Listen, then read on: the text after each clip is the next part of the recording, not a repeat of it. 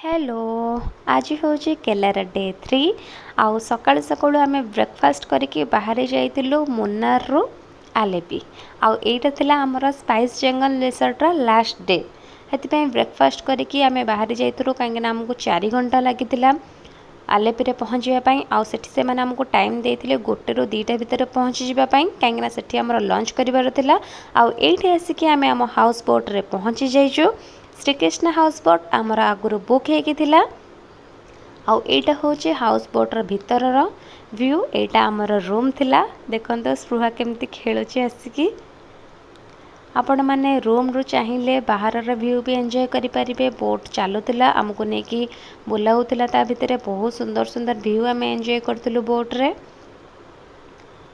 एटा देखंतो room केते बढ़िया थिला लैट्रिन बाथरूम सब एकदम क्लीन थिला। से माने आम पाई लंच डिनर ब्रेकफास्ट रो अरेंजमेंट भी करथिले। एई सब थिला हमर लंच आइटम।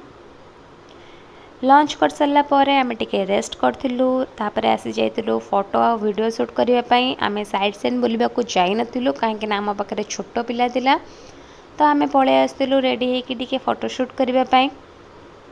इथे आमे फोटो वीडियो शूट कर देतिलु तापर आसी जाइतिला हमरा गरमा गरम चा सहित पियाजी ताको आमे एंजॉय करतिलु चा सहित पियाजी बहुत ही टेस्टी थिला। फूड रो रेटिंग तो आमे पूरा एक्सलेंट देके आसीचु काहेकि ना बहुत ही बढ़िया थिला टेस्ट सब खाइबार। चा भी बहुत टेस्टी थिला जेमती पूरा घरोई चा रो फीलिंग्स आसुथिला।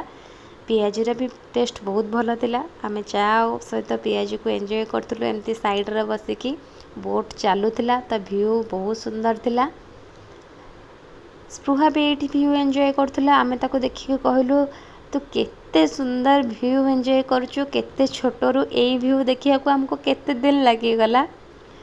एमती सब मजा मस्ती कर सारा पर आमे टिके से डिनर कर देतिलु। डिनर रो भी अरेंजमेंट थिला चिकन पनीर दाल रोटी हेतिला। डिनर करके सोई पड़तिलु तापरे कोन सब कलु आसीबो नेक्स्ट ब्लॉग रे।